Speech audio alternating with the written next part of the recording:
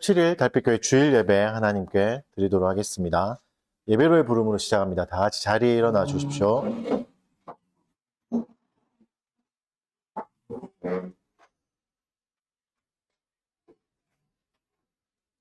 너희는 여호와를 만날 만한 때에 찾으라. 가까이 계실 때에 그를 부르라. 악인은 그의 길을, 불의한 자는 그의 생각을 버리고 여호와께로 돌아오라.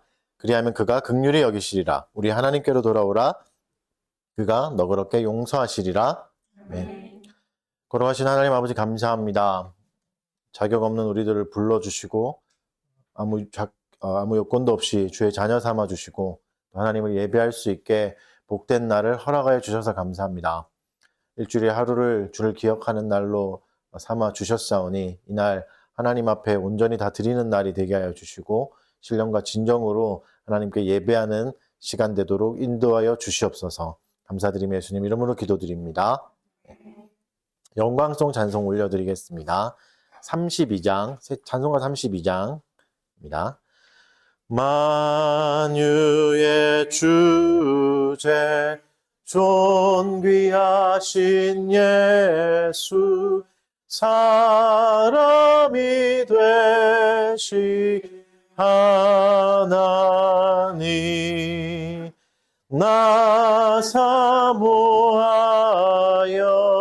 영원히 내 영광 되신 주로다.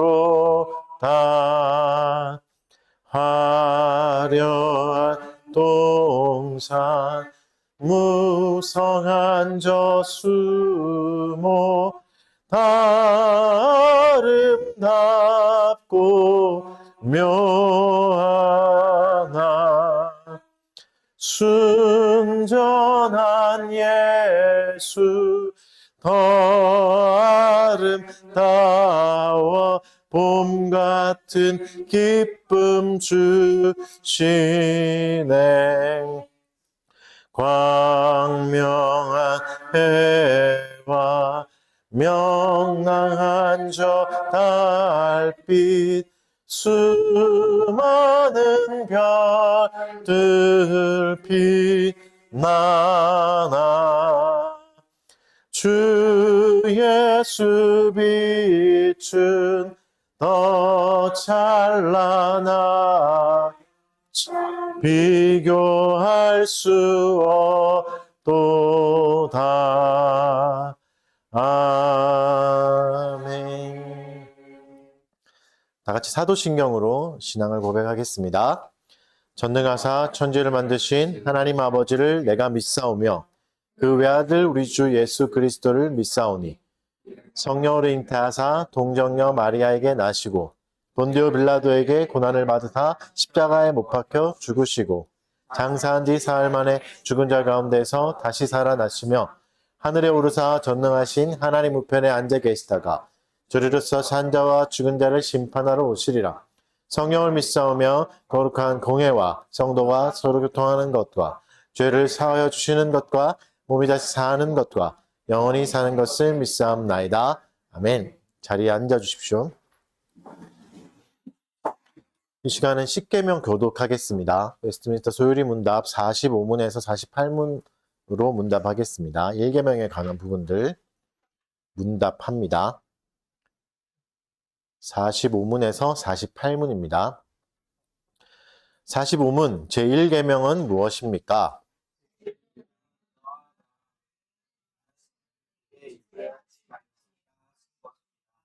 (46문) 제1계명에서 명하는 것은 무엇입니까?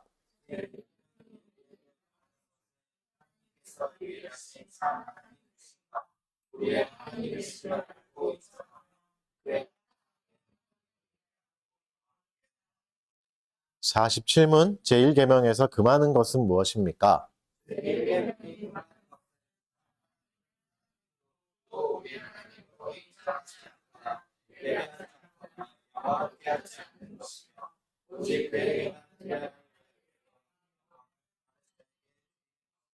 (48문) 제1계명의 나 외에는 이라는 말이 우리에게 특별히 가르치는 것은 무엇입니까?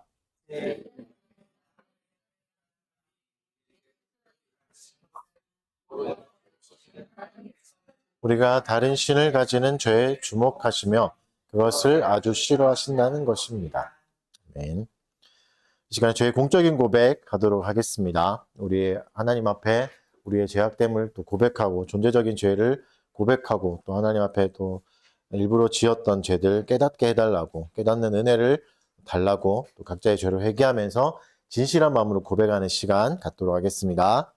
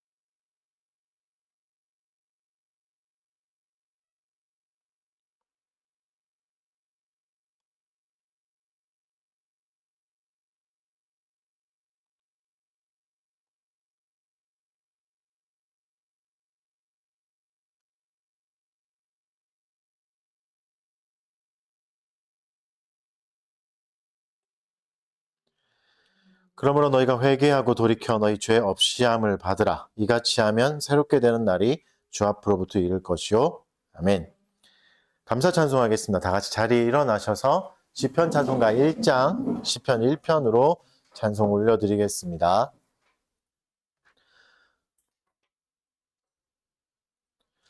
복 있는 사람 누구뇨 악한 길 버리고 오만한 자의 자리에 앉지 않는 사람 복 있는 사람 주야로 여호와의 율법 즐거워하며 묵상에 따르는 자로다. 저는 시내가에 심은 나무와 같아서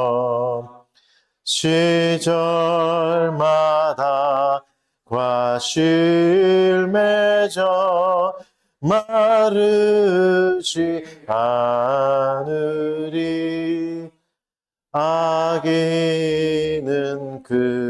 그렇지 않아 바람에 날리고 심판 견디지 못하는 겨와 같으니라. 주 여호와 이 모든 것 감찰하시나니 의인의 길 형통하나 악한 자 망하리. 아멘. 자리에 앉아 주십시오. 목회 기도하겠습니다. 여호와를 의뢰하고 선을 행하라. 땅에 머무는 동안 그의 성실을 먹을거리로 삼을지어다. 또 여호와를 기뻐하라. 그가 내 마음의 소원을 내게 이루어 주시리로다. 아멘. 존귀하시고 영광 그 자체이신 하나님 아버지 감사합니다. 온 우주를 지으시고 또 우리도 이 땅에 보내주셔서 하나님을 마음껏 기뻐하게 하여 주시고 예배할 수 있게 해주신 것 감사드립니다. 하나님, 우리가 타락으로 인해서 하나님과 멀어지고 하나님을 예배할 수 있는 자격조차 잃어버린 존재임을 고백합니다. 그리스도 예수를 보내주셔서 그 주의 은혜로 인하여서 다시 주님을 바라볼 수 있고 소망하게 되었사오니 또 이 날을 또 이 시간을 기뻐하며 즐거워하고 감사하며 하나님 앞에 담대히 나아갈 수 있게 하여 주시옵소서. 은혜의 보좌로 우리를 불러주셨사오니 우리의 죄악들을 말갛게 희게 하여 주시옵고 또 깨닫지 못한 죄악을 깨닫는 은혜도 있게 하여 주시옵소서. 하나님, 내 마음을 찌르고 있는 그 수많은 죄책감과 괴로움 속에서 그리스도를 더 의지하게 하여 주시옵고 그리스도가 우리에게 베풀어 주신 그 구원의 은혜를 진실로 누릴 수 있도록 은혜 내려 주시옵소서. 성령 하나님께서 우리의 마음과 생각을 친히 주장하여 주셔서 더욱더 여호와 하나님을 사랑하게 하여 주시옵고 하나님을 사랑하는 데 방해되는 모든 것들을 기꺼이 끊어내며 또 그리스도께로 나갈 수 있게 하여 주시옵소서. 주님이 우리 마음을 친히 주장하여 주셔서 주님만 더욱 바라보고 사랑할 수 있도록 은혜를 내려 주시옵소서. 하나님, 혼란스러운 세상 가운데서도 여전히 이 세상을 다스리고 계시는 하나님의 섭리와 작정을 다시 한 번 더 믿음으로 바라봅니다. 세상이 꼬꾸라져 가는 것 같아 보이지만 여전히 하나님의 다스림 가운데 있고 주께서 뜻대로 모든 것을 행하시고 이 모든 악도 하나님이 사용하셔서 선으로 바꾸실 수 있사오니 환난 중에 소망을 가지게 하여 주시옵고 어려운 가운데서도 주님을 소망할 수 있게 하여 주시옵소서. 세상에 소망이 보이지 않을 때 더욱더 우리의 소망이신 그리스도를 바라보게 하여 주시고 붙들게 하여 주셔서 험한 시간들을 주님을 의지하여 살아갈 수 있도록 도와주시옵소서. 달빛교회 교우들을 기억하여 주시옵소서. 하나님을 예배하고자 나온 모든 자들, 또 하나님의 부르심 가운데 아멘으로 순종하고 나온 모든 자들을 복되게 여겨주시고 귀하게 여겨주시고 그들의 삶에 하나님이 베풀어 주시는 풍성한 복이 흘러넘치게 하여 주시옵소서. 무엇을 우리에게 주셨는지 헤아려 보게 하여 주시옵고 그 무엇이든 그것이 강함이든 약함이든 하나님 앞에 모든 것을 감사함으로 받아 바르게 사용할 수 있는 참된 성도가 되게 하여 주시옵소서. 환난이 올 때는 더욱더 그리스도를 의지하고 기도하게 하여 주시옵고 기쁜 날을 주실 때 감사함으로 하나님께 찬양을 올려드릴 수 있는 진정한 신자로서 살아갈 수 있게 하여 주시옵소서. 육신의 연약함이 있는 지체들이 있습니다. 위로하여 주시고 건강을 관리할 수 있는 힘과 지혜와 환경도 허락하여 주셔서 주께서 주신 몸들을 잘 가꾸어 나가며 더욱더 건강한 모습으로도 하나님께 영광을 돌리며 또 이웃에게 사랑을 베풀 수 있는 여유로운 삶을 살아갈 수 있게 하여 주시옵소서. 우리 모두의 일터를 축복하여 주시고 어디를 보내시던지 그 자리 가운데서 주께서 함께 하심을 기억하게 하여 주시옵소서. 가정 속에 있을 때에도 또 주께서 보내신 자리에 있을 때에도 항상 주께 하듯 행하게 하여 주시고 무엇보다도 정직하고 하나님 주신 권위를 인정하며 순종으로 그 모든 것들을 감당할 수 있게 하여 주시옵소서. 주가 주신 모든 것에 감당할 수 있는 힘을 하나님이 허락해 주심을 믿사오니 하나님 우리가 모든 이 상황들을 이겨나가고 견뎌갈 수 있는 힘과 지혜와 능력을 더하여 주시옵소서. 사랑하는 청소년들이 주 앞에서 정직하게 자라가게 하여 주시옵고 또 열심을 행하게 하여 주셔서 학생의 때에 주께서 우리에게 주시는 모든 본분들을 바르게 행할 수 있는 믿음과 힘과 용기도 허락하여 주시옵소서. 좋은 관계도 허락하여 주셔서 좋은 친구들 많이 사귀게 하여 주시옵고 또 이때에 또 인생을 바라 묵상하며 또 하나님의 선하심을 깊이 또 체험하고 깨달아 맛보아 알아가는 은혜의 시간이 되도록 도와주시옵소서. 이 시간 말씀을 듣습니다. 주께서 친히 전해주시는 말씀 가운데 아멘으로 화답하게 하여 주시고 우리의 마음을 옥토같이 바꿔주셔서 주의 말씀이 깊게 우리에게 인생에 뿌리 내리게 하시고 그 뿌리 내린 말씀이 우리 삶에서 풍성한 열매로 맺히는 은혜의 시간이 되게 도와주시옵소서. 감사드리며 예수님 이름으로 기도드립니다. 말씀 보겠습니다. 오늘은 디모데후서 3장 1절에서 17절 전체를 살펴보도록 하겠습니다.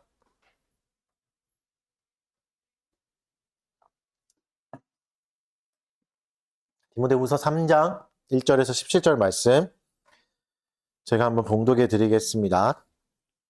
너는 이것을 알라. 말세에 고통하는 때가 이르러 사람들이 자기를 사랑하며 돈을 사랑하며 자랑하며 교만하며 비방하며 부모를 거역하며 감사하지 아니하며 거룩하지 아니하며 무정하며 원통함을 풀지 아니하며 모함하며 절제하지 못하며 사나우며 선한 것을 좋아하지 아니하며 배신하며 조급하며 자만하며 사랑하기를 하나님 사랑하는 것보다 더하며 경건의 모양은 있으나 경건의 능력은 부인하니 이 같은 자들에게서 내가 돌아서라. 그들 중에 남의 집에 가만히 들어가 어리석은 여자를 유인하는 자들이 있으니 그 여자는 죄를 중히 여기지고 여러 가지 욕심에 끌린 바 되어 항상 배우나 끝내 진리의 지식에 이룰 수 없느니라. 얀네와 얀브레가 모세를 대적한 것 같이 그들도 진리를 대적하니 이 사람들은 그 마음이 부패한 자여 믿음에 관하여는 버림받은 자들이라. 그러나 그들이 더 나아가지 못할 것은 저 두 사람이 된 것과 그들의 어리석음이 드러날 것임이라. 나의 교훈과 행실과 의향과 믿음과 오래 참음과 사랑과 인내와 박해를 받음과 고난과 또한 안디옥과 이고니온과 루스드라에서 당한 일과 어떠한 박해를 받은 것을 내가 과연 보고 알았거니와 주께서 이 모든 것 가운데서 나를 건지셨느니라. 무릇 그리스도 예수 안에서 경건하게 살고자 하는 자는 박해를 받으리라. 악한 사람들과 속이는 자들은 더욱 악하여져서 속이기도 하고 속기도 하나니 그러나 너는 배우고 확신한 일에 거하라. 너는 내가 누구에게 배운 것을 알며 또 어려서부터 성경을 알았나니 성경은 능히 너로 하여금 그리스도 예수 안에 있는 믿음으로 말미암아 구원에 이르는 지혜가 있게 하느니라. 모든 성경은 하나님의 감동으로 된 것으로 교훈과 책망과 바르게 함과 의로 교육하기에 유익하니 이는 하나님의 사람으로 온전하게 하며 모든 선한 일을 행할 능력을 갖추게 하려 함이라. 아멘. 디모데 강의 9번째 시간입니다. 자기 사랑의 시대, 진리로 살아가는 신자라는 제목 가지고 말씀 전하도록 하겠습니다. 우리가 이제 살아가면서 미래를 점쳐볼 때가 있잖아요. 스스로 예측해보고 생각해볼 때가 많죠. 청소년들은 이 시기가 되면 고민이 많아지죠. 대학은 갈 수 있을까? 또 사람들은 또 취직할 수 있을까? 결혼할 수 있을까? 우리가 살게 될 세상은 어떻게 될까? 이 시대는 환경오염의 시대가 됐고 또 기후위기의 시대잖아요. 또 사회적 갈등은 너무나 더 심해지고 대립과 갈등이 너무 많은 시대가 됐죠. 이런 내용을 살펴보면 세상은 좀 더 나빠질 것 같죠. 환경을 보면. 반면에 또 과학기술은 눈부시게 발전했지 않습니까? 제대로 따라가지 못할 지경입니다. 제가 뭐 어릴 때 TV에서 봤던 상상하던 것 이상으로 이제 발전한 시대가 됐잖아요. 과학기술의 발전이 이제 무서운 만큼 빠르게 발전해서 좋은 영향도 있죠. 우리가 절대 극복하지 못한다는 질병들도 굉장히 많이 극복하게 됐고, 그래서 결국 인류의 수명들이 평균 수명이 이제 굉장히 늘어났잖아요. 이렇게 보면 또 바르게 가는 것 같고 좋아지는 것 같아 보이기도 하잖아요. 세상은 어떨까? 진보할 것인가? 아니면 퇴보할 것인가? 이런 고민들. 근데 어쩌면 이거는 관점의 문제일 수도 있는 거죠. 어떻게 보느냐에 따라서 좋아지고 나빠질 수 있다. 이렇게 생각할 수 있는데 성경으로 생각해 보면 하나님이 세상을 만드셨고 세상의 모든 것을 섭리하고 계십니다. 다스리고 계시는 거죠. 지키시고 보존하고 다스리고 계시죠. 그러면 하나님이 세상이 어떻게 될 거라고 말씀하셨는가? 하나님의 세상이니까 하나님이 어떻게 될 건가 말씀하신가를 잘 봐야 되겠죠. 성경은 미래에 대해서 여러 가지 이야기를 합니다. 오늘 살펴볼 디모데후서 3장도 미래의 이야기를 합니다. 말세라는 특정한 시기를 이제 말씀하시면서 이 시대의 특징을 뭐라 말씀하시죠? 고통스러워질 거다라고 말해요. 그러니까 미래형으로 말합니다. 더 고통스러워질 거다. 그러니까 성경은 세상을 진보와 퇴보의 관점으로 보지 않고 고통스러운 시대가 될 거라고 말씀하시는 거죠. 무슨 말이죠? 진보하더라도 고통스러울 거고 퇴보하더라도 고통스러울 거다. 이 말을 하는 겁니다. 그럼 이 신자는 고통스러운 시대에 고통스러운 세상에서 어떻게 살아가야 되는가? 오늘 본문을 보면서 한번 함께 고민해 봤으면 좋겠습니다. 본문을 좀 살펴보겠습니다. 먼저 말세의 시점을 보면 말세가 언젠가? 말세에 고통하는 때가 이른다고 1절부터 말씀하시는데 그리스도가 이 땅에 오신 순간부터 거의 말세입니다. 그리스도가 오신 순간 2000년 전부터인 거죠. 2000년 전부터 지금까지가 말세의 시작입니다. 그래서 그리스도가 다시 오실 때까지 그 기간을 이제 말세라고 부르는 거죠. 그래서 우리는 이미 말세의 시간을 보내고 있는 거죠. 그러니까 생각보다 말세는 깁니다. 굉장히 긴 시간이에요. 순간으로 끝나는 것 같지 않고 또 어쩌면 끝날 것 같아 보이지도 않는 시간들. 그게 말세죠. 근데 말세 시대에 하나님이 바울을 통해 뭐라 말씀하시죠? 고통스러운 시대가 될 거다라고 말씀하십니다. 미래형으로 말씀하시거든요. 고통스러운 시대가 될 거야라고 말씀하시죠. 이게 얼마나 무서운 말이냐면 지금 바울도 고통스럽잖아요. 고통스러운 당하고 있는데 이것보다 더 고통스러운 시대가 온다는 거죠. 지금 감옥에 갇히고 복음을 전하면서 수많은 박해를 받으면서 살았는데 더 고통스러워질 거다. 더 괴로운 시대가 될 거다. 무슨 말이죠? 내 때는 이랬지만 디모데야 너희 때는 훨씬 더 괴로울 거야. 이 말이죠. 그러니까 지금의 고통도 아닐 정도의 무서운 고통이 올 거다. 이런 말입니다. 무서운 말이죠. 다음 세대가 더 괴로울 거라는 말입니다. 우리가 사는 시대보다 이 다음 세대가 사는 시대가 더 고통스러울 거다. 이런 말이 되는 거죠. 왜 이렇게 말씀하시는가? 왜 이렇게 무섭게 말씀하시는가? 일단 겁주기 위해서가 아닙니다. 하나님이 주는 건 두려움이 아니라고 그랬죠. 겁이 아니에요. 미래를 알고 대비하라는 말씀입니다. 고통이 온다. 그러니 대비하라. 이런 건 말씀입니다.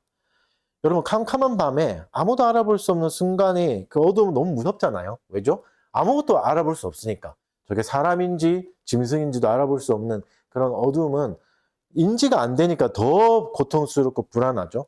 막연한 게 더 불안하지 않습니까? 더 두려움을 주지 않습니까? 당장 어떻게 될지 모르는 것들이. 그러나 고통에 대해서 안다면 그나마 불안을 줄일 수 있죠. 이렇게 되겠구나, 힘들겠구나, 어렵겠구나 하면. 그래서 그런 말도 있죠. 예측된 위기, 모두가 예측하고 있는 위기는 위기가 아니다. 이런 말도 있잖아요. 고통이 올 거니까 마음의 준비를 하라, 대비하라 라고 말씀하시는 겁니다. 그래서 본문을 통해서 우리는 고통의 문제들을 좀 살펴봐야 됩니다. 어떤 마음의 준비를 해야 되는가? 어떤 고통이 생기는 걸 잘 봐야 돼요. 네, 물론 고통의 문제를 살피는 것은 그 자체로 괴로운 일입니다. 이런 문제를 보는 게 괴롭잖아요. 하지만 그래야 나에게 찾아오는 아픔을 이해하고 견딜 수 있습니다. 그리고 대비하고 이 시간에 인내를 할 수 있게 되는 거죠.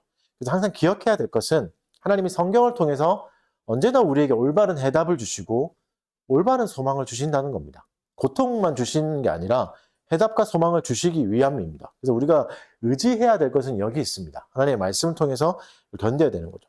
그래서 2절부터 5절은 말세의 고통스러운 내용을 열거해서 보여줍니다. 그리고 마지막에 뭐가 나오죠? 유명한 구절. 경건에 대해서 언급하고 있습니다. 5절에서. 경건의 모양은 있으나 능력은 부인한다. 이 말로 봐. 어디를 말하는 거냐면 교회 안의 고통입니다. 경건을 얘기하는 것으로 봐서 교회 밖에서 일어나는 사람들이 타락할 거야 이런 말을 하는 게 아니라 교회 안에서 이런 일이 일어날 거야. 그러니까 교회 안에서 일어나는 고통을 쭉 얘기합니다. 2절부터 5절까지는 교회 안에서 일어나는 고통을 얘기하죠. 그러니까 기록된 시점을 보면 이제 교회가 세워지는 시점이잖아요. 바울을 통해서 디모데후서가 쓰여진 것은 이제 사도들을 통해서 교회라는 개념 자체가 세워지고 막 시작하는 시점인데 이때부터 고통을 예견한 겁니다. 그러니까 교회는 시작부터 고통의 시간을 보낼 거라는 예언과 함께 시작된 겁니다. 그러니까 교회의 도덕적 타락, 교회 안에서 일어나는 도덕적 타락은 초대교회 때부터 계속 있었다는 거죠. 그러니까 마치 우리가 착각할 수 있는 게 마치 교회가 순결하고 깔끔하고 예쁘기만 한 시간을 보내다가 도덕적 타락을 한 게 아니라 이런 악의 도전을 처음부터 받아오면서 계속해서 거짓 교사와 함께 섞여 살면서 교회가 시작한 거죠. 고통되는 시간을 함께 보낸 거죠. 그래서 칼빈은 이것을 선과 악의 혼합 상태라고 표현하기도 합니다. 선과 악의 혼합 상태로 시작한 교회가 계속해서 그 과정을 거치고 있고 지금도 그걸 겪고 있는 상태인 거죠. 그러니까 우리는 선과 악이 섞여 있는 교회를 만났고 선과 악이 섞여 있는 교회를 다닐 거고 앞으로도 계속 그럴 겁니다. 아무리 새로운 교회를 세운다 해도 똑같을 겁니다. 그럼 왜 교회가 이런 고통을 받는가? 왜 도전을 받는가? 이런 악의 도전을 받는가? 근본 원인은 뭔가? 오늘 본문은 그 근본 원인을 자기 사랑이라고 말합니다. 근데 여러분 또 생각해 볼게 사랑이 왜 문제가 될까? 사랑만큼 순결하고 아름답고 가치가 높은 게 어디 있겠습니까? 모두가 러브 윈스라고 외치면서 사랑은 이긴다라고 말하는 시대에 사랑보다 더 좋은 게 뭐가 있는데 사랑이 문제가 된다고 할까? 먼저 사랑은 생각해 보세요. 사랑은 어디서부터 왔는가? 유행가 가사 같은 얘기 같지만 사랑은 하나님으로부터 왔죠.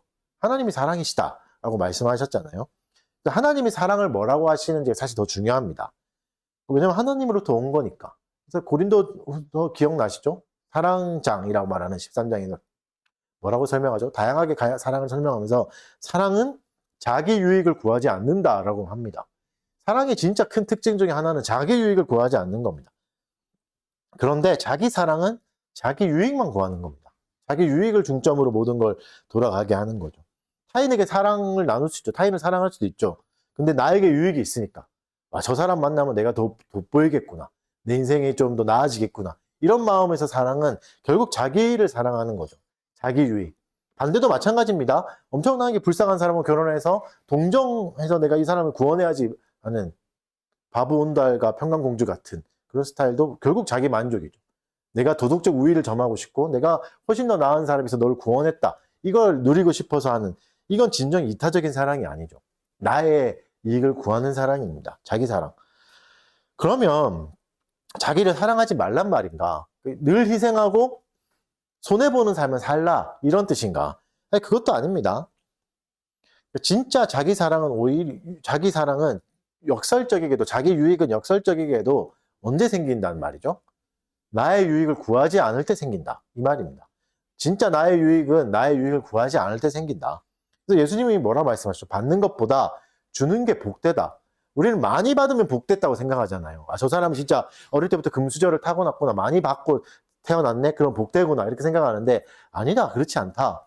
많이 줄 수 있는 사람이 복된 거다, 이렇게 말씀하십니다. 뭘 가지고 있느냐가 아니라 뭘 줄 수 있느냐, 이게 복된 존재다라고 말씀하시죠.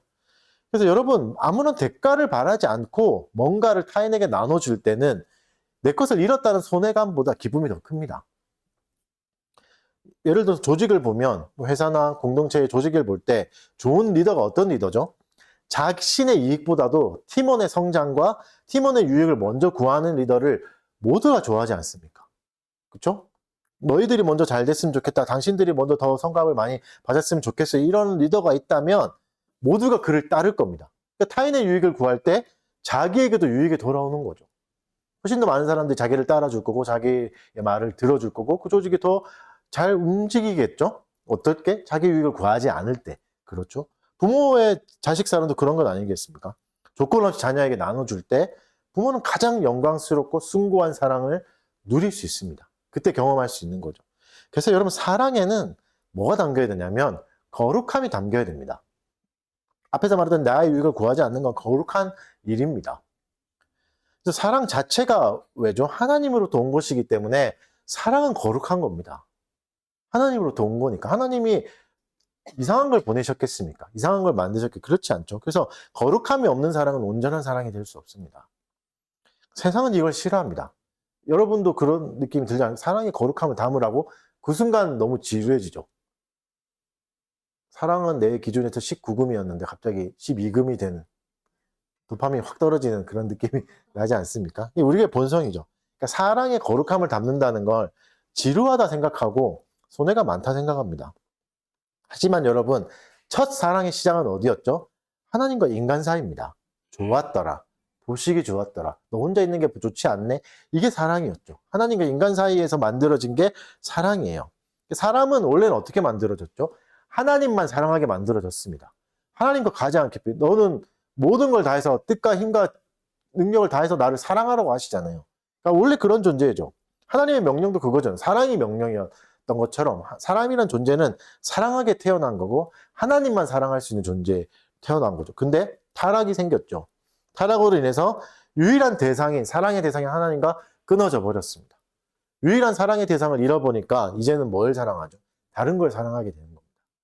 다른 걸, 잘못된 것을 사랑하게 돼버린 거죠. 그래서 존재와 어긋나 버린 겁니다. 이건 비극이죠.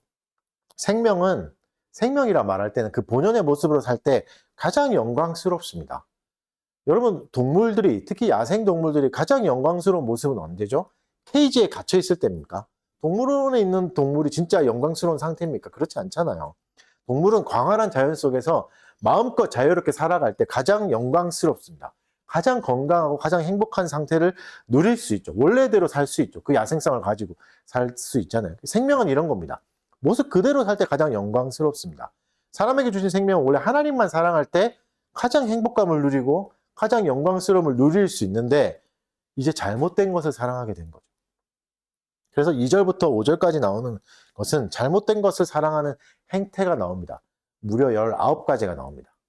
이걸 하나씩 다 살펴봐야 하는 정도로 중요한 내용이지만 다 살펴볼 시간이 없으니까 꼭 하나씩 꼽씹어 보시길 바랍니다. 그래서 이 모든 형태의 시작을 먼저 보았으면 좋겠는데, 시작은 자기 사랑입니다. 나를 사랑함으로 시작돼서 일어나는 모든 과정들이죠. 그래서 이걸 먼저 좀 나눠봤으면 좋겠습니다. 심리학에서는 건강한 자존감과 이기심을 구별합니다. 어떻게 구별할까요? 심리학에서 나눠줍니다. 이 심리학에서 이걸 나누는 기준은 자기 인식과 수용의 차이입니다. 자기 인식과 수용을 하냐 못하냐의 차이죠. 건강한 자존감은 강점도 받아들이지만 약점도 인정합니다. 잘못도 인정하는 거죠. 이기심은 이걸 못 받아들입니다. 자기만 사랑하는 사람들은 이걸 못 받아들입니다. 자신의 욕구, 원함, 내 판단, 내 생각, 내 기준 이것만 중요하고 나의 단점이나 오류들 이건 상대적으로 작게 보거나 잘 인정하지 않습니다. 이걸 인지하지 못합니다. 여러분 살아오면서 그런 경험 하셨습니까? 사람들이 나를 자꾸 괴롭혀. 세상이 나를 억까한다. 그런 기분 느끼셨습니까? 그러면 여러분은 좀 이기심에 가까운 겁니다. 내가 무결하게 살아왔다 생각하는 거죠. 나는 세상에 잘못한 거 하나도 없는데 세상이 나를 자꾸 괴롭히네. 그럴 수 없습니다, 여러분. 그런 사람 보셨습니까? 여러분도 못 봤죠? 그럼 여러분이 그런 사람은 아닐 거 아니에요. 그죠? 통계적으로만 봐도. 그러니까 이기심은 이걸 못 받아들입니다. 지금도 그런 생각하죠? 아닌데? 그죠? 그게 아닌데 난 안 그런데 이런 생각이 있죠. 그게 건강한 자존감이 아니라는 거죠. 자존감이 건강하지 않을 확률이 높습니다. 그래서 19가지를 크게 한 4가지로 좀 나눠봤는데 자기중심성으로 하나 나눠보고 또 관계의 단절, 그 영적인 무감각, 세속적 가치를 추구함 요거 4개로 한번 나눠봤습니다. 하나씩 좀 정리해서 카테고리를 나눠서 한번 살펴볼게요. 자기중심성에는 가장 큰 게 뭐가 있냐면 돈이 있고 자랑이 있고 교만이 있습니다. 여기서 물질 만능주의가 생기고 허영도 생기고 멸시도 따라옵니다. 여기에 뭐가 있냐면 자기의 한계를 파악하지 못하는 비참함이 있습니다. 나를 사랑하다 보니까 나의 한계를 파악하지 못합니다. 그러니까 능력은 없는데 더 많은 관심을 원하는 거죠. 많은 사람이 이 상태에 있습니다. 그래서 높은 자리를 원하고 주목받는 자리를 원하고 올라가는 자리를 원합니다. 나를 주목하는 내가 뭔가 좀 잘 되는 상황으로 가고 싶어 하죠. 근데 여러분 높은 자리에 올라가면 진짜 그렇습니다. 많은 사람이 쳐다보죠. 많은 사람이 주목을 받습니다. 근데 정작 그것을 가졌을 때는 위험합니다. 말 그대로 많은 사람이 보니까. 그 이전까지는 나의 단점은 그 옆에 있는 사람만 알 수 있었는데 올라가는 순간 더 많은 사람이 나의 단점도 알게 됩니다. 이게 괴로운 거죠. 높이 올라갈수록 더 많은 사람의 타겟이 되는 겁니다. 이런 괴로움이 있어요. 더 많은 공격을 받게 되고 더 많은 상처를 받게 되고 더 괴로움을 받게 됩니다. 그런데 나는 능력이 없으니까 이게 더 괴로워요. 왜 나를 이렇게 싫어하지? 왜 사람들이 나를 미워하지? 더 올라갈수록 그렇게 되는 겁니다. 한계를 모르니까. 이게 비참한 거죠. 그러면 이런 자기 중심성을 하나님은 어떻게 치료법을 제시할까요? 성경은 어떤 해답을 주시죠? 나보다 남을 낮게 여기라고 말씀하십니다. 나보다 남을 낮게 여겨야 됩니다. 여러분 흔히 그런 생각하지 않습니까? 저 자리 내가 가야 되는데 저 사람이랑 내가 사귀었어야 되는데 여러분의 떠나간 첫사랑을 보고 그렇게 생각하죠? 내가 더 잘할 수 있는데 내가 하고 싶은데 이런 생각을 하죠. 이게 질투입니다. 이게 시기고 뭔 말이죠? 저 사람은 자격 없어. 내가 더 자격이 있어. 이런 거잖아. 남보다 나를 더 낮게 여기는 거죠. 내가 더 잘할 수 있어. 우리 선생님도 그런 생각하지 않습니까? 우리 교장 선생님보다 내가 더 잘하겠다. 차라리 내가 더 하겠다. 이런 생각이 들죠. 이게 질투고 시기심이고 이기심입니다. 하나님이 허락하지 않은 상태에 대해서 인정할 수 있어야 됩니다. 하나님이 나를 낮게 두실 수 있습니다. 물론 내가 더 능력이 있을 수도 있고 더 똑똑할 수도 있지만 하나님 더 낮게 두실 수 있습니다. 그럼 그걸 인정해야 됩니다. 그 상황을 받아들여야 됩니다. 감사할 수 있어야 됩니다. 그래야 질투와 시기를 극복할 수 있습니다. 자기가 잘못됐어. 내가 저걸 가져야지. 내가 더 좋은 차 타야지. 내가 더 좋은 집에 있어야지. 아니요. 그런 게 아니고. 두 번째는 관계의 단절입니다.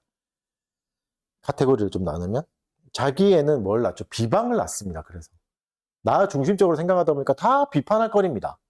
모두각이 인형이 돼버리는 거죠. 그래서 심지어 부모에게도 그렇게 생각합니다. 부모 잘못 만나서 내가 이런 거야. 불효합니다. 본의를 인정하지 않습니다. 배은망덕하고 불경건으로 나타나죠. 그래서 인간관계를 파괴하죠. 인간관계를 파괴하고 그 기분은 뭐죠? 하나님과의 멀어졌기 때문에 하나님과의 관계가 깨어졌기 때문에 인간관계도 파괴되는 겁니다. 이런 사람의 특징은 화해가 없습니다. 화만 있죠, 안에. 화해할 수 없어요. 그래서 끝까지 갑니다. 뭐가? 미움을 끝까지 갑니다. 저주도 끝까지 가고 무시 끝까지 갑니다. 38년 전 어느 날 아침 너가 나한테 이렇게 말했지. 이런 것. 여러분 이게 농담같이 들리지만 그런 걸 품고 사는 사람도 교회 안에서 너무 많이 만났습니다. 여러분 아니겠죠. 38년 사는 사람도 많이 없으니까. 무슨 말이죠? 그걸 관리할 수 없는 거죠. 미움을 관리할 수 없어요. 10년 전에 저 권사가 내 자리 뺏었는데 막 이런 것들 못 견디는 거죠. 그래서 여러분 화해하셔야 됩니다. 근데 화해는 어떻게 할 수 있나? 물론 쉽지 않습니다. 화해는 어떻게 해야 되죠? 나를 죽이는 수밖에 없습니다. 그래야 화해합니다. 나를 내려놓고 포기해야 화해할 수 있죠. 예수님이 화해를 어떻게 하셨다고 말하는 성경은 자신의 육체로 하나님과 우리 사이에 화해의 문을 여셨다라고 성경은 말하고 있습니다. 육체를 사용하셨대요. 자신의 육체를 깨뜨려가지고 화해하셨다는 거죠. 여러분, 왜 화해를 못하는가요? 나는 옳고 너는 틀렸으니까 화해를 못하는 게 아니라 나를 희생하지 못하는 겁니다. 나를 포기하지 못하는 겁니다. 알량한 의로움, 알량한 조금만 더 나은 나의 자존심, 내가 너보다 더 맞는데, 내가 더 옳은데, 네가 실수 더 많이 했잖아. 이거 재니까 화해를 못하는 겁니다. 예수님은 뭐 실수 많이 하셔서 하나님과 우리 사이를 화해하신 겁니까? 예수님은 뭔가 못났기 때문에 뭔가 실수하고 약점 잡혀서 하나님 앞에서 십자가를 지신 겁니까? 그렇지 않잖아요. 화해는 그런 사람만 할 수 있습니다. 진정 자기를 깨트릴 수 있는 사람, 옳고 그름, 자기의 의로움과 자기의 옳음에서 벗어난 사람이 할 수 있습니다. 굉장히 어렵습니다. 화해라는 능력은 굉장히 대단한 능력입니다. 사람들은 가치 없다고 여기죠. 세 번째 카테고리는 영적인 무감각입니다. 자기 사랑은 무정함을 가져옵니다. 사람에 대해서 냉정해집니다. 차가워지죠. 그 원통함과 모함, 절제하지 못함으로 이어집니다. 공감 능력도 없어지고 이거는 결국 영적인 무감각에서 오는 거죠. 여러분, 우리가 진짜 해야 될 것은 죄악된 본성을 인정해야 되는 겁니다. 우리가 예배 때 왜 회개의 시간을 가지는 거죠? 나의 죄악된 본성을 인정하게 해달라고 기도하는 겁니다. 깨닫지 못한 죄악들을 깨닫게 해달라고. 그리스도 앞에서 비교해야 됩니다. 그건 그리스도 앞에서 비교하는 거지. 나보다 더 악한 저 사람보다 내가 낫다. 사람 사이에 비교해서 좀 더 나은 걸 하는 게 아니라 그리스도의 십자가에 비교해서 나의 죄악을 보면서 하나님 앞에 뉘우치고 회개해야 되는 거죠. 그리고 여러분 늘 생각해야 될 게 우리의 욕구가 늘 올바른 방향으로 흘러가지 않는다는 걸 인정하셔야 됩니다. 나의 욕구가 항상 선합니까? 그렇지 않아요. 그래서 뭐죠? 우린 잘못된 것을 바랄 때가 너무 많습니다. 이런 본성을 인정해야 됩니다. 인정해야 뭘 할 수 있죠? 다듬을 수 있습니다. 잘못된 것을 다듬어 갈 수 있는 거죠. 물론 여러분 이 과정은 굉장히 아프고 힘듭니다. 욕구를 다듬는다는 것은 굉장히 힘듭니다. 세상은 그냥 놔둔다고 좋아지지 않잖아요. 마찬가지로 우리도 사람도 저절로 좋아지지 않습니다. 가만히 있다 보면 그 교회를 계속 다니다 보면 언젠간 좋아지겠지 이게 아니라 부단한 노력은 필요합니다. 나의 욕구를 알아가고 나의 죄악된 본성을 깨닫고 그것을 다듬어가는. 그래서 오늘 본문에서는 절제하지 못함으로 나오는데 못함이라는 단어로 표현하는데 이 단어만 보면 힘이 없는 상태를 말하는 겁니다. 절제를 하지 못하면 뭐라고 말하는 거죠? 힘이 없는 상태다라는 걸 말해요. 뭔가 절제하지 못하면 왜 힘이 없는가? 무슨 힘이 없는 거죠? 조절할 힘이 없는 겁니다. 조절할 힘이 없는 게 절제하지 못함입니다. 그러니까 여러분 아무리 큰 힘이 있더라도 조절하지 못하면 무서운 무기가 됩니다. 사랑하는 사람을 안아줘야 되는데 힘을 조절하지 못하면 사람을 괴롭히게 되죠. 아프게 하게 되는 거죠. 이렇게 힘을 조절하지 못하는 사람은 어떻게 되는 거죠? 주변 사람을 아프게 합니다. 이걸 조절하지 못하니까.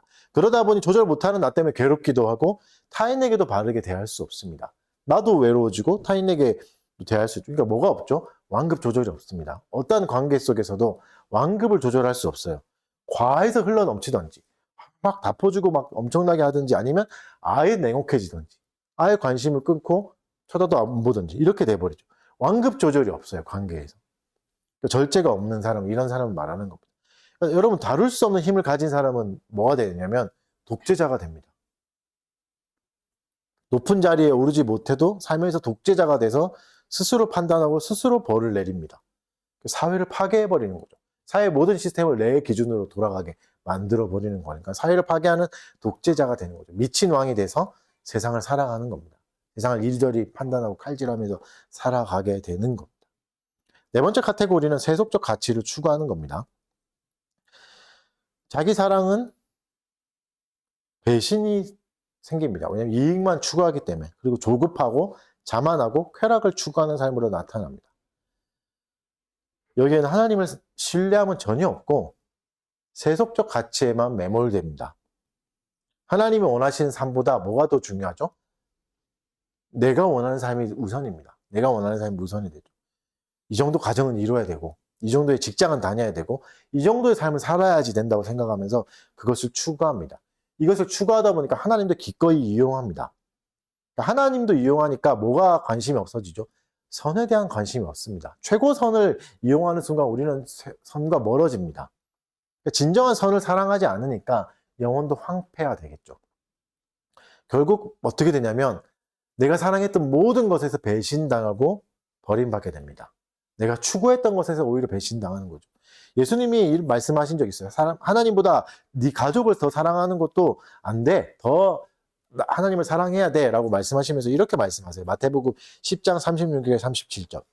사람의 원수가 자기 집안 식구니라. 아버지나 어머니를 나보다 더 사랑하는 자는 내게 합당하지 아니하고 아들이나 딸을 나보다 더 사랑하는 자도 내게 합당하지 아니하며. 무슨 말이죠? 가족을 미워하란 말이 아니라 하나님이 최고선이다. 하나님을 가장 많이 사랑해야 되고 하나님을 사랑함으로 모든 것이 수단이 돼야 되고 모든 것이 도구가 돼야 되는데 반대가 되면 안 된다는 말이죠. 근데 어떻게 되죠? 네가 그렇게 가족을 사랑하고 가까이 있는 사람을 사랑하면 그것이 원수가 될 거다. 이렇게 말씀하시는 겁니다. 네가 사랑하는 모든 것들이 원수가 돼서 배신당할 거다. 말하는 거죠. 여러분, 하나님이 아닌 것을 사랑하는 그 사랑의 끝은 다 이렇습니다. 모두가 똑같습니다. 하나님보다 더 사랑하는 것이 원수가 돼서 돌아올 겁니다. 하나님보다 자식을 더 사랑한다면 그 자식이 원수가 돼서 나에게 비수를 꽂게 되는 날이 오는 거죠. 사랑하는 것을 배신당하는 비참함을 경험하게 될 겁니다. 무섭게 경고하시는 거죠. 그리고 여러분, 세속적 가치를 추구하는 삶, 더 좋은 가정, 더 좋은 직장, 더 좋은 뭐 어떤 것들을 추구하는 것에는 안정감이 없습니다. 왜죠? 세상은 욕구를 주지, 욕망을 주지, 안정을 주지 않습니다. 이걸 더 가져라. 이게 없어서 네가 불행한 거다. 이렇게 말하지 안정을 주지는 못합니다. 와서 쉬어라 말하지 못하는 거죠. 세상은 그럴 능력이 없으니까. 그래서 어떻게 했죠? 결과를 빠르게 얻기를 원합니다. 인내할 수가 없게 됩니다. 불안이 크니까 뭐에 집착하냐면 속도에 집착하게 됩니다. 범사에 하나님을 인정하지 않아서 그렇습니다. 속도도 하나님이 정하시는 겁니다. 청소년 여러분 재수하면 안 됩니까? 이렇게 재수없는 소리를 하나 이런 생각. 나는 남들보다 느리면 안 되나? 모두에게 적당한 속도가 있는 거죠. 하나님이 정하시는 겁니다. 하나님이 합력해서 선을 이루신다고 했지 빨리 가게 하신다고 하는 건 아니잖아요. 그래서 여러분, 본문이 말씀하시는 자만은 뭘까? 자기에 대한 지나친 신뢰죠. 근데 여러분, 우리가 객관적으로 봐도 지나친 신뢰라고 하기보다는 진짜 많이 받은 사람도 있거든요. 진짜 능력이 뛰어난 사람도 있잖아요. 자기를 넘어선 능력을 받은 사람도 있습니다. 살다 보면 우리 그런 사람 많이 보잖아요. 오늘 본문에 나오는 바울도 그런 사람이죠. 자기를 뛰어넘는 걸 받은 사람입니다. 엄청난 걸 많이 받은 사람이죠. 바울이 기독교의 교리의 체계를 다 세웠잖아요. 거의 로마서나 성경을 통해서. 그러니까 그 정도의 계시를 받았습니다. 한 인간이 받을 수 있는 걸 넘어섰죠. 넘어섰습니다. 한 인간의 능력치를 넘은 걸 받으셨죠. 그래서 하나님이 어떻게 하셨죠? 바울에게 무엇을 더해 주셨습니까? 고난을 더해 주셨습니다. 고통을 더해 주셨습니다. 바울에게 육체의 가시라고 하는 걸 주셔가지고 절대 없앨 수 없는 아픔을 주셨습니다. 왜죠? 자만해서 바울을 지키시려고, 지나친 자기 자랑, 지나친 자기 신뢰에서 바울을 지켜주시려고 가시를 주셨습니다. 우리에게도 이런 육체의 가시가 있습니다. 육체의 가시는 뭘 말할 수 있죠? 절대 바꿀 수 없는 걸 말하는 겁니다. 과거의 상처들 절대 바꿀 수 없잖아요. 내가 살아온 환경들, 내가 만났던 부모님 이런 거 바꿀 수 없잖아요. 나의 신체의 능력, 한계, 육체의 병약함, 이건 절대 바꿀 수 없는 게 있지 않습니까? 이런 아픔이 있습니다. 이게 육체의 가시죠. 이거에서 뭘 발견해야 되죠, 여러분? 약함을 발견하셔야 됩니다. 아, 난 약하구나. 이걸 발견하셔야 됩니다. 약함을 발견하는 게 왜 유익입니까? 우리를 자만해서 구해줍니다. 바울은 뭐라고 그랬죠? 육체의 가시를 통해서 3번 기도했지만 내 은혜가 족하다, 흘러 넘치고 있다는 걸 오히려 그 육체의 가시를 통해 깨닫죠. 자신의 약함을 뼈저리게 느끼면서 은혜를 깨닫습니다. 그것이 바울에게 절대 없앨 수 있는 아픔이 비참하게 만들지 않았습니다. 우리의 바꿀 수 없는 과거가 우리를 비참하게 만든다고요? 아니, 절대 그렇지 않습니다. 하나님이 그 삶에서, 그 상처에서 은혜가 더 넘치게 하실 겁니다. 바울의 육체의 가시는 약함 속에서 오히려 풍성이 넘치는 은혜를 경험했다고 간증하고 있습니다. 그래서 엄밀히 말하면 고통과 상처가 자만보다 더 낫습니다. 교만한 것보다 고통과 상처가 훨씬 더 낫습니다. 왜죠? 교만은 하나님을 대적하는 거니까. 교만한 자는 하나님 적이다 이렇게 말씀하셨어요. 하나님 반대편에 있다. 그거보다 상처가 있고 고난이 있는 게 훨씬 낫습니다. 약함을 깨닫는 것도 여러분 큰 은혜입니다. 내가 할 수 없구나 이걸 깨닫는 것도 큰 은혜입니다. 자기 중심성에서 구원해 줍니다. 약한 사람만 그 구원을 받을 수 있습니다. 그걸 깨닫지 못한 사람이 훨씬 더 많습니다. 나의 약함을 깨닫지 못하고 살아가는 사람이 훨씬 더 많습니다. 그걸 깨달았다면 은혜인 거지 비참함이 아닙니다. 비굴함이 아닙니다. 그래서 여러분 자기 사랑에 빠진 사람은 절대 극복하지 못하는 게 욕심입니다. 욕심을 극복할 수가 없습니다. 왜냐하면 욕망이 원동력이 돼서 살아가거든요. 그 욕망이 원동력이 돼서 살아가면서 멈출 수가 없습니다. 교회 안에 있을 때도 마찬가지입니다. 지금까지 말했던 모든 사람이 사실 교회 안에 있는 사람을 말하는 거죠. 교회 안에 있는 사람이에요. 욕망에 이끌려 사는 사람은 경건의 능력을 무시합니다. 모양은 갖춥니다. 경건의 모양은 갖추죠. 예배도 잘 나오고 헌금도 잘하고 눈 감고 기도도 잘하고 찬양도 잘 할 수 있죠. 그러나 능력에는 경건의 능력에는 관심은 없고 그건 필요 없다고 생각합니다. 화해 그게 무슨 가치냐 그렇게 생각하는 거죠. 입으로는 하나님을 공경하고 아름다운 고백들 미사역으로 마음껏 쏟아내지만 절대 하나님의 법에 마음으로 동의하지 않습니다. 그렇게 살면 손해보잖아요.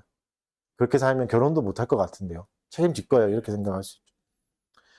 육체의 연단도 유익을 줍니다, 여러분. 얼마 전에 읽었던 논문에 그런 게 있었거든요. 근육량이 많을수록 불안이 줄어든다. 제 말이 아니라 얼마나 나온 논문. 근육량이 불안을 없애는데 도움이 된다는 논문이 있죠. 육체의 연단이 도움이 되는 거죠. 성경은 뭐라 말씀하시죠? 육체의 연단보다 더 유익한 연단이 있는데 그게 경건의 능력이야. 경건의 능력을 갖추라고 말씀하십니다. 욕심은 여기서 갈라집니다. 이걸 인정하느냐 안 하느냐에서 갈라지는 거예요. 경건의 능력을 믿느냐 이것을 인정하고 추구하느냐 안 하냐. 여러분 욕심에 눈먼 사람은 경건의 능력을 무시하고 그리고 경건의 능력을 가진 사람도 못 봅니다. 화해하는 사람 무시합니다. 약하다 생각합니다. 약함을 자랑하는 사람 진짜 찌질하다 생각하는 거죠.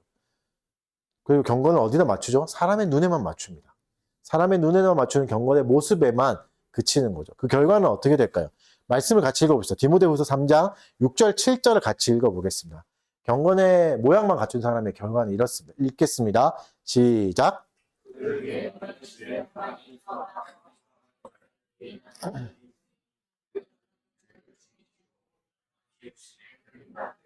항상 배우나 끝내 지시리. 어쩌죠? 경건의 능력은 부인하는 사람은 욕심에 끌려다닙니다. 경건의 능력을 부인하면서 경건의 능력을 부인하니까 그 자리에 뭐가 들어오냐면 다른 욕구가 들어옵니다. 본문은 뭐가 들어오죠? 성적인 욕구들.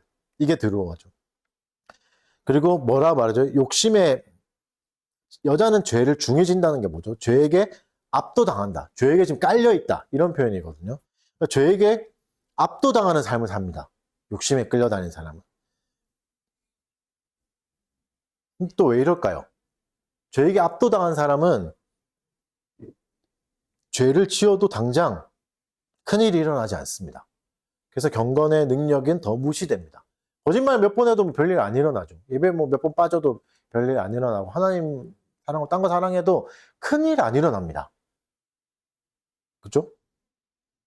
그래서 경건의 능력을 더 무시하게 되고 별거 아니구나 생각하면서 죄를 가볍게 여기고 죄에게 눌려 사는 삶을 살게 되는 거죠. 7절의 저주를 자세히 보십시오. 욕심에 끌려다니는 사람은 여러분 그냥 게으른 사람이 아닙니다. 열정이 넘치는 사람입니다. 열심히 넘치는 사람입니다. 교회 안에서 열심히 넘치고 섬김도 많이 하고 항상 배우려 해요. 여러분 교회에서 요즘 교회에서 누가 배우려고 합니까? 배우려고 하는 사람도 없는데 이 사람은 배우려 해요. 되게 귀한 사람입니다. 여러 가지를 배우려고 끝없이 참여하려고 하죠. 이 정도만 해도 잘 찾아볼 수 있는 대단한 열정인데 죄에 압도당해서 살기 때문에 죄에 깔려서 살기 때문에 배우지만 소용이 없습니다. 그 배우는. 수많은 배움이 그를 진리의 지식에 닿지는 못하게 하는 거죠. 그래서 여러분, 배움이 많은 걸 배웠다는 게 진리를 깨닫는 것하고 항상 동의어가 되진 않습니다. 욕심에 끌려 사는 삶은 경건의 능력을 무시하고 그러다 보니 진리를 깨닫지 못합니다. 많은 배움을 할 수 있습니다. 내가 대우리문도 다 했다. 이럴 수 있어요. 그러나 욕심에 끌려 살기 때문에 진리를 깨닫지 못합니다. 그 삶을, 자기의 삶을 계속 정당화시키고 그걸 더 중요하게 여기게 되는 거죠. 이렇게 살면 손해보잖아요. 그러다 결혼 못하면 책임질 겁니까? 이러다 좋은 대학 못 가면 내 인생 망하는 거잖아요. 내가 원하는 직장에 취직 못하면 어떨 거예요? 이렇게 말하면서 자신이 욕심에 압도당해서 사는 삶을 합리화하면서 계속 그렇게 사는 거죠. 바울은 어떻게 이 사람들에 대해 처방을 내리죠? 이거 굉장히 무서운 말씀을 합니다. 뭐라 말하죠? 돌아서라 말합니다. 우리말로 하면 손절하라는 겁니다. 손절하라는 뉘앙스예요. 굉장히 강한 표현이에요. 뭐라 말하죠? 어떻게 할 수 없다고 말씀하십니다. 욕심에 압도당한 사람은 어떻게 할 수 없다. 아무리 많은 가르침도 소용없으니까. 여러분, 아무리 많은 가르침도 소용없는데 뭘 어떻게 할 겁니까? 그 사람에게. 손 쓸 방법이 없습니다. 그들의 우상을 지적하고 박살내면 그리스도께 나올 것 같지만 그렇지 않아요. 욕심에 압도당했기 때문에 그걸 박살내면, 그걸 지적하면 기분 나빠하지, 굉장히 불쾌해하지 그리스도께 나오지 않습니다. 그래서 뭐라 하죠? 포기하고 돌아서라 말씀하십니다. 물론 하나님이 완전히 버리시는 건 아니지만 무슨 말을 하는 거죠? 욕심에 끌린 자는 사람이 교화할 수 없다. 욕심에 끌린 자는 사람이 교화할 수 없다는 한계를 명확히 하라고 말씀하시는 겁니다. 그래서 여러분, 자기 사랑에서 나온 욕심이 이렇게 무섭습니다. 별거 아닌 것 같아 보이지만 아무도 손댈 수 없는 사람이 되는 겁니다. 지금 누구에게 말하는 거죠? 디모데에게 돌아서라고 말하는 겁니다. 어려서부터 성경을 알았고 지식이 풍성하고 지혜가 넘치고 경건의 능력이 흘러넘치는 디모데도 손 못 댄다. 돌아서라 라고 말하고 있는 겁니다. 구제불능인 상태가 되는 거죠. 그래서 이런 자들에게는 유혹을 피하듯이 도망쳐라, 피하라라고 말씀하십니다. 무섭죠? 더 심해집니다. 그래서 8절부터는 더 깊게 들어갑니다. 실명을 이제 또 언급합니다. 디모데 전후서는 실명 언급이 좀 나오잖아요. 얀네와 얀브레가 나옵니다. 얀네와 얀브레.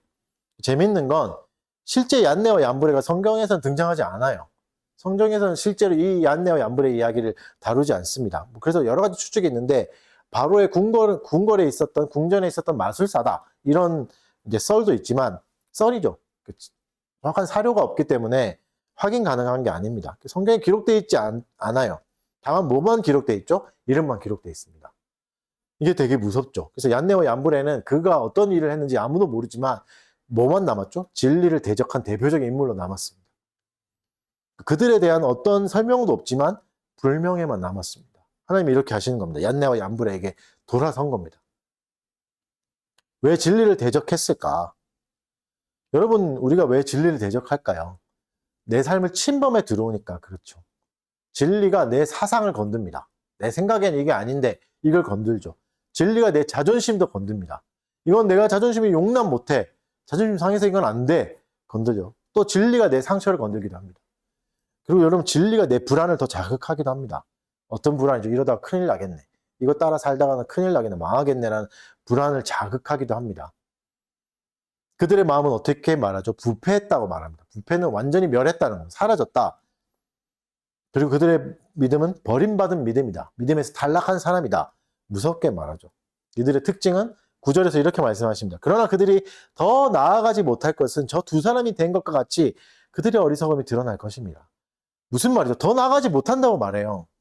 개선이 되지 않는다는 말입니다. 성장이 없다, 이런 말이에요.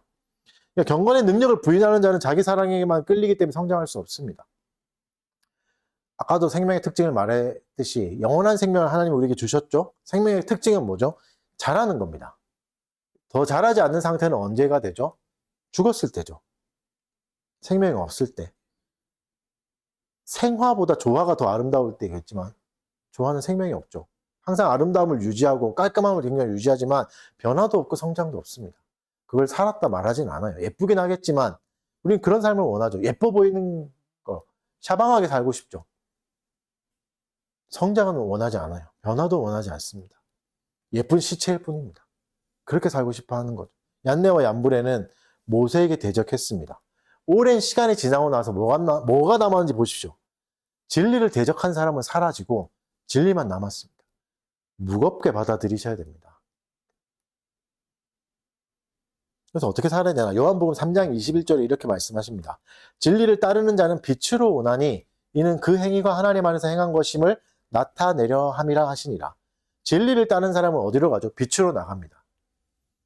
빛에 나가면 뭐가 어떻게 되죠? 밝히 드러납니다. 어둠에 있을 때 내가 세수 안 해도 표시 안 나지만, 머리 안 감아도 표시 안 나지만 밝은 빛에 나오면 나의 더러움이 다 보입니다. 그래서 사람들은 빛을 싫어합니다. 어둠에 있는 동안에 내 욕심도 그럴듯하게 포장할 수 있습니다. 욕심이 열정처럼 보이기도 합니다. 어둠 속에서는. 내 스스로 합리화할 수도 있죠. 내 욕심을 나도 파악하지 못합니다. 그걸 어둠 속에 두면. 그래서 사람들이 계속 어둠 속에 두기를 원합니다. 나의 욕망을. 그렇게 멸망하는 거죠. 진리를 원한다면 빛으로 나와야 됩니다. 빛은 어디서 찾아야 되죠? 나에게서 찾을 수 없습니다. 여러분, 밝음은, 빛은 내 안에서 찾는 게 아닙니다. 빛은 그리스도께만 있습니다. 빛으로 나오라고 말씀하시잖아요. 내 안에서 찾는 밝음은 또 다른 이름의 욕망일 뿐입니다. 욕망에 다른 이름표를 붙여주는 것 뿐이죠. 여러분, 오히려 지금 좀 캄캄할 수 있고 괴로울 수 있으나 빛으로 나간다면 소망이 있습니다. 빛으로 나갈 때 벌거벗은 마음이 생길 수 있고 빨개 벗긴 것 같고 너무나 수치스러울 수 있지만 소망이 있는 시간입니다. 소망이 있는 사람입니다. 결국 빛으로 나가니까. 반대로 어둠 욕심을 따르는 사람은 진리의 반대편인 어둠 속으로 계속 들어갑니다. 그래서 아무것도 깨닫지 못합니다. 성장도 할 수 없습니다. 잘할 수 없습니다. 빛으로 나가는 방향, 이게 뭔가? 이걸 구체적으로 보여주는 사람이 바울입니다. 바울이 그렇게 말합니다. 나의 모든 걸 봐라. 이렇게 말하죠. 나의 모든 삶의 궤적이 그런 삶이다. 바울은 어떤 사람이죠? 어둠 속에 있던 사람입니다. 그리스도를 대적했던 사람이고 그리스도를 다른 사람을 핍박했던 사람이죠. 그야말로 어둠 속에 있던 사람인데 빛으로 불려 나왔죠. 그래서 이제는 그의 가르침과 그의 삶과 그의 행실, 본문에는 의향이라고 말하는데 의향은 작정을 말합니다. 하나님의 작정이 아니라 내가 뜻을 정하고 실행하는 작정, 의향, 진리의 방향을 보여주는 거죠. 그래서 그의 삶에 뭐가 맺힙니까? 믿음, 오래 참음, 사랑이 맺힌 거죠. 여러분, 이것을 보여주는 삶이 진리를 향해 가는 삶입니다. 여러분, 욕심을 따를 때 우리 삶에 믿음은 보이지 않습니다. 오래 참음은 보이지 않습니다. 믿음, 사랑도 보이지 않습니다. 인내도 없습니다. 자기 사랑만 남습니다. 욕심을 이루지 못하는 나만 남습니다. 욕심에 배신당하는 나만 남습니다. 그래서 여러분, 진리를 따르는 삶은 쉽지 않습니다. 바울의 삶을 살펴보라고 하잖아요. 바울의 삶에 뭐가 있죠? 진리가 있고 빛이 있지만 박해도 있습니다. 고난도 있죠. 여러분, 진리를 따르면 내 삶에 반드시 손해와 어려움이 생길 겁니다. 위협과 박해 속에서 살게 되죠. 그러면 어떻죠? 내 내면의 두려움과 불안은 더 커질 수 있습니다. 어떻게 반응할 건가? 위협과 박해가 계속 찾아오면 우리는 어떻게 되죠? 비굴해지겠죠. 깡패가 맨날 나를 찾아온다 생각해 보시죠. 내 삶이 얼마나 비굴해지겠습니까? 너의 삶이 얼마나 초라해 보이겠습니까? 바울은 근데 비굴하지 않습니다. 지금 사형수가 된 마당에 당당합니다. 왜죠? 박해도 사실이지만 박해에서 벗어나게 된 것도 사실이니까. 바울은 모든 박해 속에서 살아났습니다. 수많은 박해를 경험한 것도 사실이지만 그 모든 박해에서 하나님이 다 건져주셨죠. 그래서 우리도 이걸 따라가야 됩니다. 여러분, 환난과 박해가 우리를 찾아올 때 어떻게 해야 됩니까? 시편 50편 15절에서 이렇게 말씀하십니다. 환난 날에 나를 부르라. 내가 너를 건지리니 내가 나를 영화롭게 하리로다. 뭐하라고 말씀하시죠? 주를 부르라 말씀하십니다. 원망과 저주가 아니라 하나님을 찾으라. 하나님 부르라 말하죠. 내 스스로의 빛을 찾으려고 하지 말고 진리의 빛을 불러라 말하고 있습니다. 부르짖는 건 할 수 있잖아요. 하나님 살려주십시오라고 할 수 있잖아요. 그걸 하라고 말하는 거죠. 그래서 여러분, 멀리 보면 영원한 관점을 계속 가지십시오. 멀리 보면 영원한 관점을 계속 가지셔야 됩니다. 영원의 관점에서 현재를 자꾸 봐야 됩니다. 그러면 이 고난은 잠시고 이후에 영광이 임할 것을 계속 봐야 됩니다. 하나님의 약속은 확실합니다. 확실하죠? 박해가 있다고 하니까 박해가 왔죠. 박해를 받을 거니까 박해가 왔죠. 그러면 뭐가 남았죠? 영광이 남은 거 아닙니까? 영광도 올 거 아닙니까? 박해가 왔으니 영광도 올 겁니다. 이것을 생각해야 됩니다. 고난과 박해는 우리의 진정성을 시험해 볼 좋은 기회입니다. 내가 진짜 욕심에 끌려 사는가? 이 박해가 왔을 때만 분별할 수 있습니다. 지금이야 여러분 평안한 상태야. 나 다 주를 사랑해요. 나 하나님 말씀 다 동의해요. 난 그렇게 따르고 싶어요 라고 말하지만 고난과 박해가 왔을 때가 진짜지 평안할 때가 아닙니다. 진짜 괴로운 순간 진짜 난 주님을 의지해요. 살려주세요 한마디 할 수 있는 사람이 진짜 하나님을 따르는 사람이 진리로 사는 사람이죠. 하나님 이렇게 물으시는 거, 너 진짜 고난이 와도 경건하게 살고 싶냐? 정말 경건의 능력을 너는 의지하느냐? 이걸 계속 물으시는 겁니다. 계속해서 살펴보겠습니다. 그럼 욕심에 이끌린 사람이 사는 삶의 방식은 뭐죠? 바울과 완전 다릅니다. 13절부터 그걸 얘기합니다. 뭐가 넘치죠? 속임이 넘칩니다. 스스로도 속이고 타인도 속입니다. 욕심이 넘치는 사람의 의사소통 수단은 거짓말입니다. 속임입니다. 거짓 세상을 살아가고 만들고 살아가는 거죠. 그래서 여러분 작은 거짓말들도 조심하십시오. 오늘 배가 아파서 학교에 안 갔어요. 아니고 그냥 가기 싫어서 안 갔어요. 이렇게 말하셔야 됩니다. 학생 여러분들. 세상을 보십시오. 진실된 게 있습니까? 뭐가 진실이 있어요 세상에. 거짓된 세상에 우리는 어떻게 살아야 됩니까? 뭘 봐야 되죠? 검증된 걸 찾아야 되죠. 오랜 돼서 시간의 검증을 받아서 거짓이 아닌 거. 여러분 거짓은 시간의 검증을 받으면 다 드러납니다.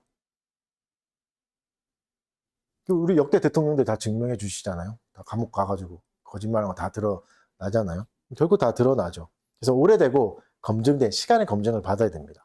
끝내 변하지 않은 거. 시간이 지난데도 변하지 않는 거. 이걸 찾아야 되죠. 이게 뭐죠? 배우고 확신한 것이다. 안전한 곳에 뿌리 내리라 라고 말씀하십니다. 오랜 세월 동안 욕심과 박해를 다 이겨내고 견뎌내고 살아남은 건 진리입니다. 하나님의 말씀이죠. 이것에 뿌리 내려야 됩니다. 여러분 우리가 살아갈 시대는 사실 대학이 그렇게 큰 소용이 없는 시대가 돼버렸어요. 이미 AI가 웬만한 지식은 다 가르쳐주고 지식의 평준화를 시켜버렸잖아요. 대학에서 배운 것 가지고는 살아갈 수 있는 시대가 아닙니다. 새로운 것도 계속 배워야 살아남을 수 있는 시대가 됐어요.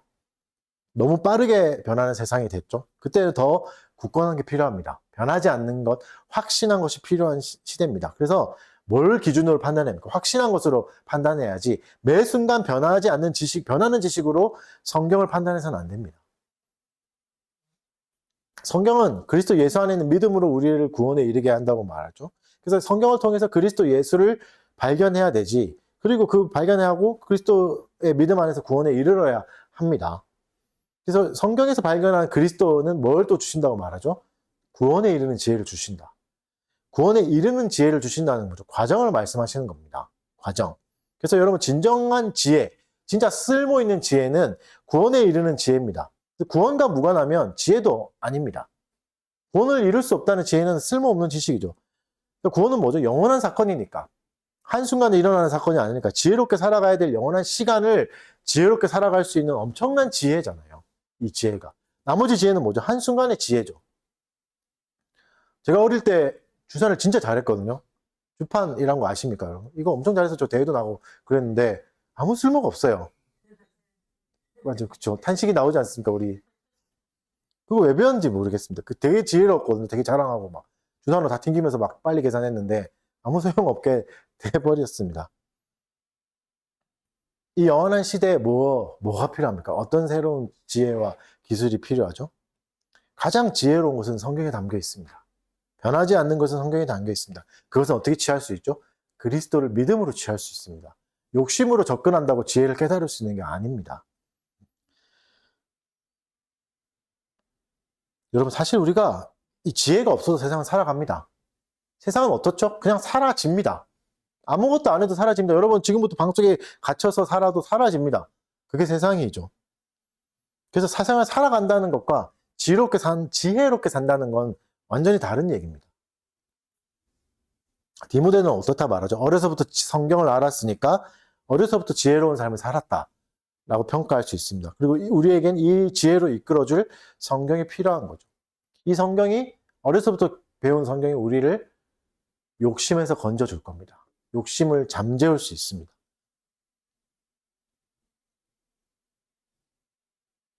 이 성경은 어떻게 쓰여졌다고 말합니까? 하나님의 감동으로 쓰여졌다라고 말씀하십니다. 수많은 저자들을 사용하셨지만 하나님의 허락하심 안에 있는 활동이다라고 말하죠.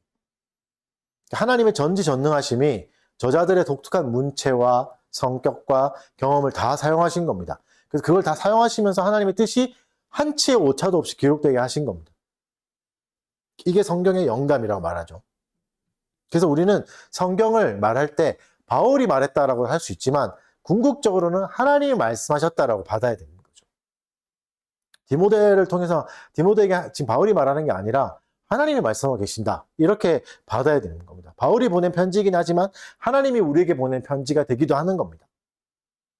그게 더 궁극적인 뜻이죠. 1차 저자는 하나님이신 겁니다. 나머지는 2차 저자인 거죠. 그래서 이 성경이 우리에게 뭘 줍니까? 교훈과 책망과 바르게 함을 주고 우리를 의로움으로 교육한다 말씀하십니다. 성경을 통해서 우리에게 주시는 교훈을 받아야 됩니다. 삶을 지혜롭게 살 수 있는 방법은 하나님이 알려주신 방법대로 살아가는 겁니다. 그게 변하지 않는 지혜고 변하지 않는 방법입니다. 이것이 이 시대는 안 맞아요 라고 말하기 전에 하나님이 말씀하신 게 전능하시다. 하나님이 전지전능하시다는 걸 인정해야 됩니다. 여러분 성경의 시대에 항상 맞았던 경우는 한 번도 없습니다. 성경이 어떻게 시대에 맞을 수 있어요? 시대가 타락했는데. 하나님과 떠난 시대인데 어떻게 맞겠습니까? 성경은 변하지 않기 때문에 변하는 세상과는 절대 맞을 수가 없습니다. 계속 변하니까. 변하지 않는 진리에 창념해야 됩니다. 그 구원에 이르는 지혜를 가진 사람은 이걸 받아들이면서 살아갑니다. 그 다음은 뭐죠? 교훈만 주는 게 아닙니다, 성경은. 아, 이런 거 되게 좋구나. 지혜만 깨닫는 게 아니라 성경은 우리를 책망하기도 합니다. 우리의 잘못된 부분을 과감하게 지적하십니다. 사실 누구나 할 수 있는 일이 아닙니다. 쉽게 할 수 있는 일이 아닙니다. 사회생활 해보면 좀 느끼시죠? 우리는 사회생활 하는 순간 서로의 잘못을 지적하지 않습니다. 이거 해봤자 긁어 부스럼 만드는 거고 저 사람과 관계만 껄끄러지고 내가 저 사람에게 무슨 그런 에너지를 쓸 그런 에너지도 남아있지 않으니까 상대에게 지적하지 않습니다. 그냥 넘어가죠. 그러다 보니까 그냥 그렇게 살아갑니다. 잘못을 고치지 못하고. 사람들은 우리의 잘못을 일일이 지적하지 않을 겁니다. 그렇다고 나를 사랑하는 게 아니죠. 그래서 여러분 누군가 나의 잘못을 지적해 준다면 감사함으로 받아야 됩니다. 그건 굉장히 에너지를 써서 나를 보살펴 주는 거죠. 성경은 우리에게 지극히 큰 사랑을 보여주시죠. 그 적극적인 의지를 보여주시면서 뭘 말씀하시는가? 우리의 잘못을 고쳐 나가겠다고 말씀하시는 겁니다. 지적하시는 겁니다.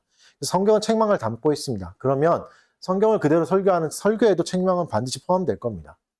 잠언 6장 23절에 이렇게 말씀하십니다. 대저 명령은 등불이요 법은 빛이요 훈계의 책망은 곧 생명의 길이라. 생명의 길로 가는 과정에 책망이 반드시 있습니다. 올바름에 이르는 길에 우리는 반드시 책망을 만나게 될 겁니다. 그 과정에 찔림도 있고 고통스럽고 부끄럽고 수치스러운 과정도 있을 겁니다. 그런 괴로움을 통과하면서 올바름을 깨닫게 됩니다. 세상에서는 찾아볼 수 없는 올바름이 성경 안에 있습니다. 여러분 책망은 우리가 벌거벗는 것 같은 수치심을 줄 겁니다. 그게 책망이죠. 그러나 그 과정 속에서 우리는 의로움을 찾게 되고 다시 방향을 잡게 돼서 의로움을 따라갑니다. 이 과정을 거쳐야 온전하게 모든 선한 일을 행할 수 있다고 하나님은 말씀하십니다. 이 말씀을 따라가야 됩니다. 말씀을 좀 정리해 보겠습니다. 디모데후서 3장을 살펴봤습니다. 말세에는 고통스러운 시대고 이 시대는 어떻게 될 건가? 사람들이 자기를 사랑할 거고 도덕 타락이 교회 안에서 일어날 거다. 경건의 모양은 다들 취하겠지만 능력은 쓸 수 없는 사람이 흘러 넘칠 거다 말씀하십니다. 이런 시대에 우리가 돌아가야 될 것은 하나님의 말씀입니다. 우리의 본성은 늘 욕심에 끌린다는 걸 인정하셔야 됩니다. 내 중심성, 자기 중심성, 세속적 가치만 따르는 삶을 이길 수 있는 비결은 뭐라고 말씀하셨죠? 나보다 남을 낮게 여기는 마음입니다. 이 마음이 있어야 화해를 할 수 있고 절제하는 삶을 살 수 있습니다. 거짓된 가르침도 여전히 있고 진리를 대적하는 얌내와 얌브레 같은 사람은 여전히 존재합니다. 그들을 돌이키는 것은 아주 어렵습니다. 그래서 여러분 애초에 욕심을 관리해야 됩니다. 욕심에 끌리는 삶 자체를 경계하며 살아가야 됩니다. 죄에 압도당한 순간 누구도 돌이킬 수 없게 돼버립니다. 진리는 우리의 욕심과 반대 방향에 있습니다. 그 삶에는 박해가 있고 고난이 있습니다. 그래서 아름다워 보이지 않고 굳이 가고 싶어지지 않습니다. 돌아서는 사람들이 많이 있습니다. 누가 갈 수 있죠? 장차올 영광을 바라보는 사람만 갈 수 있습니다. 그것을 기대하며 사랑과 인내의 길로 걸어가야 됩니다. 성경의 권위를 존중하십시오. 말씀이 우리를 교훈하고 책망하고 위로 교육하고 선한 일을 행할 능력을 갖추어 준다는 걸 믿으셔야 됩니다. 성경을 따라가야 됩니다. 십계명을 따라가야 됩니다. 두려움이 아니라 하나님의 영광을 바라보며 이 어려운 시대를 견뎌내야 됩니다. 현재 고난 가운데 계십니까? 잠시입니다. 영원하지 않습니다. 영원한 것은 영광이지 고난이 아니라고 말씀하십니다. 사랑하는 성도 여러분, 하나님이 부르신 부르심을 신뢰하십시오. 하나님 우리를 부르셨잖아요. 그분의 말씀을 순종하십시오. 괴롭히려고 부르신 게 아닙니다. 경건의 능력을 주시려고 우리를 부르신 겁니다. 그걸 회복하시고 믿음과 사랑으로 무장하십시오. 고통스러운 시대를 견뎌 나가십시오. 계속 시대는 고통스러워질 겁니다. 그러나 고통스러운 만큼 하나님의 영광도 진실될 겁니다. 영광도 우리를 찾아와서 우리를 위로하고 붙잡아 주시고 이겨나가게 하실 거고 다윗처럼 당당할 수 있는 마음을 우리에게 주실 것입니다. 우리의 삶을 통해 하나님의 영광이 넘치길 간절히 소망합니다. 이 시간 한번 다 같이 기도하도록 하겠습니다. 들었던 말씀을 생각하면서 경건의 능력을 갖추게 해달라고 잠깐 기도하도록 하겠습니다.